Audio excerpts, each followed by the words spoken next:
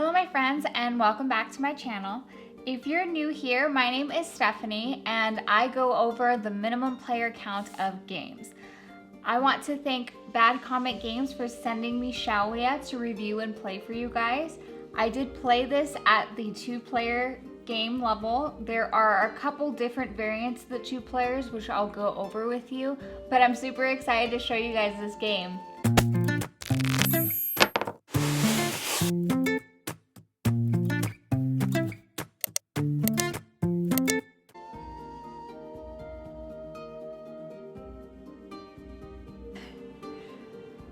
Okay, so talking about Shaolia, this was a very fun 2-player game in my opinion.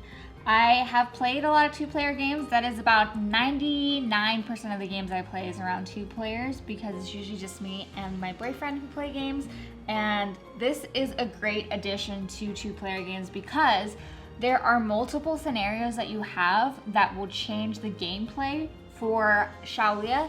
There are 3-player variants and a 4-player variant as well, and they give you a starting scenario to start out with as a 2-player, and they recommend that you start out with the Warring States one, and then you continue to go through the rest of the scenarios before you start going to the higher levels and the more difficult scenarios, which they actually outline for you in the rulebook. There is also a Kickstarter Deluxe version that I played, which used some of the cards which were the part of the Kickstarter, and this game that I was actually gifted here is part of the Kickstarter. It was a deluxe version, and what that means is it actually comes with these beautiful metal coins here. That I love metal coins. It always makes the game just extra special for me. It comes with these minerals, or these gems for minerals. These are for when you attack a player. They look like broken hearts, so you can't really see, but I'll show you on the screen. And there are other hearts that are for plus adding life to certain skills. They are the fighting, which are swords. These are the lock mechanisms, which you can lock some cards and you have to place a 3 die on them to unlock the card so you can use them.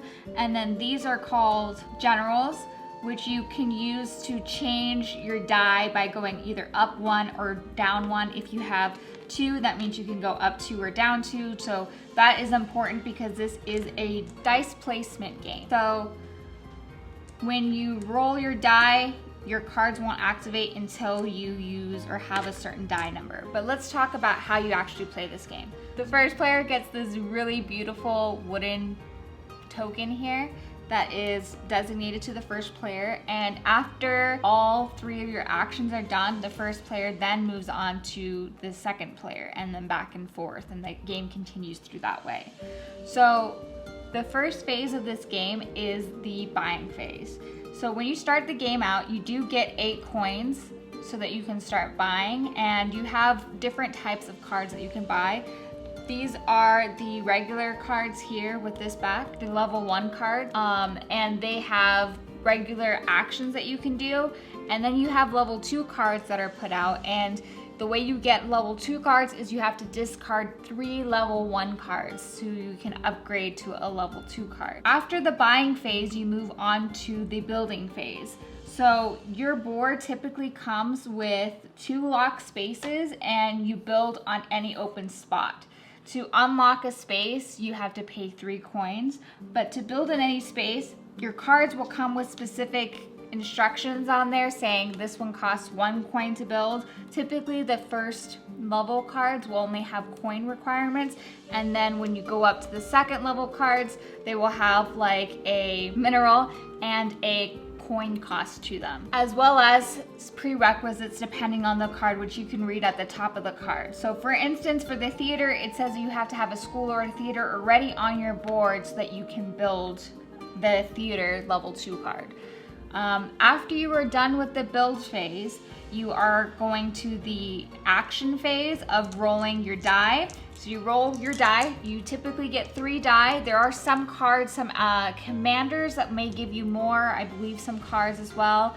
I haven't played with all of them yet, so I'm not sure. But you can also purchase an extra die during the buying phase, which would come in really handy because the numbers that you roll are going to correspond to what actions you take. So for instance, if I rolled this 5, this card here has a 5 space, that means that I would be able to use this action, and that would be a used action die.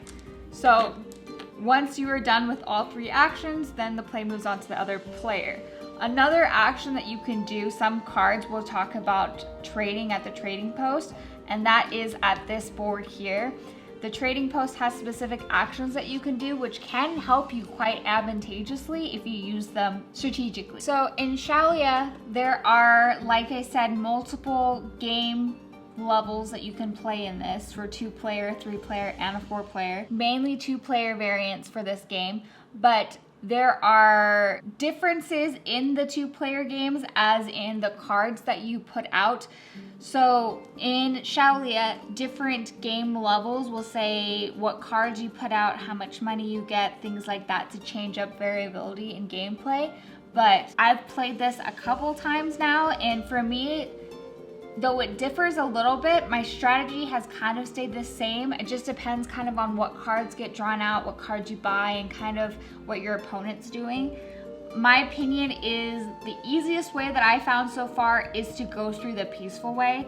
You can either win this game by being peaceful or by going to war. And peaceful, there's a peaceful track on the bottom that you'll see goes 0 to 18. Once you reach 18, you technically win. And if you go on the war track, you would start putting out these hearts to show that there's damage to the palace. And you have to get 12 damage to the palace for you to win the game. So in my opinion, though the damage seems less, there's 12, it is very hard to do so because there are options to heal yourself, there are defense cards, and with the peaceful track there seems to be more cards, at least for my opinion, that I've seen that make it easier to win. I did play a game where I was mainly trying to fight the first game and my opponent was trying to go on the peaceful track, and if you try to go to the war side of it, you want to start right from the beginning to start trying to get down your opponent's weapons or their defenses and their palace, because it's something that is very difficult to do. I'm going to keep playing this game to see that if I can win a all-out war type of phase. Maybe me and my opponent will just try doing war back and forth and see if we can do something like that. But the peaceful route I've seen seems a little bit easier in my opinion. But with more plays that could change, as well as having more players that can also change as well. With it being 2 players, I feel like it's very well balanced in the way of options that we do, and with it changing first player consistently, we're planning things out ahead of time and trying to guess what our opponent's going to be doing. And for me personally, I'm not a big PvP or player versus player fan. It's just something that is not in my repertoire of things that I enjoy or that I really do well at. But I enjoy this game because there is that peaceful route and because of the way that they do the war, the battling mechanisms. It doesn't really feel the same to me as a PvP, so I enjoy this game a lot because it's just consistently kind of going back and forth, and it's just you and one other person, so you're just trying to, feel out the other player, make your own strategy, and, it does change depending on the die that you roll, and if you decide to buy more die, that honestly can be a big change. I know when one of the games I played, I had a card, I believe it was a general, that gave me another die, and that really helped me out. So buying more die could be a really good strategy. Getting to the peaceful route, maybe doing an all-out war attack. It's all going to depend on the cards that you have, how you're throwing the die and how they're rolling, and really what your opponent is also doing as well.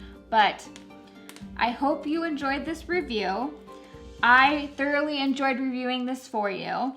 If you have any questions about the game, if you get this game, I know there's a Kickstarter coming out for Shaolia soon, so be on the lookout for that. I will link that down in the description for you, but thank you for joining me, guys. I can't wait to see you on the next one. Really am good at? That I really am good at, yeah, okay. that really am good. That I do well at. yeah, yeah. PvP. Though I'm, like I said, not a PvP. Even though I'm not a PvP player,